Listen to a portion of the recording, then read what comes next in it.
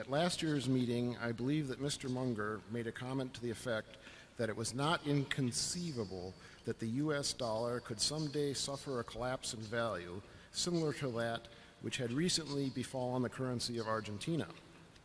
I am concerned that in the event of a collapse in the value of the dollar relative to foreign currencies, that Berkshire Hathaway's insurance operations may find themselves having to pay for replacing property whose cost is denominated in sharply appreciated foreign currency.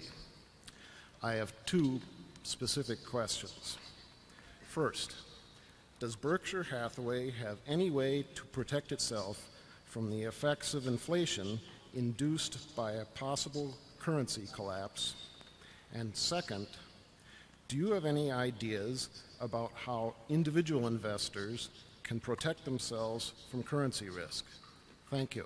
Yeah, I'll ask Charlie first to comment on whether he said exactly what the gentleman said last year. Well, I wasn't predicting that the United States would go to hell as much as Argentina has. What I was predicting is that all kinds of things could happen here that are unthinkable based on past recent experience. And Berkshire, Warren, by and large, our liabilities are denominated in dollars. Right. We don't have a huge foreign currency exposure at all. No, well, we have, we have a few $billion at least denominated in liabilities and other currencies, but we also have assets in those currencies pretty much. So we don't think about it day by day in terms of matching euro assets against euro liabilities, but in a general way, we don't get way out of whack either. We do not have lots of liabilities around the world in other currencies which are only matched by assets in US dollars. Most of our assets and liabilities overwhelmingly are going to be in US dollars, but we'll have we will have maybe at the present time a couple of billion that of liabilities primarily in euros and we have at least that much in the way of assets. So we don't run big we do not run a big currency risk at Berkshire. Now if you talk about the value of the dollar declining dramatically, we all face that risk if we have a lot of dollar assets. I personally don't worry about the American currency getting worth far less relative to other currencies as much as I worry.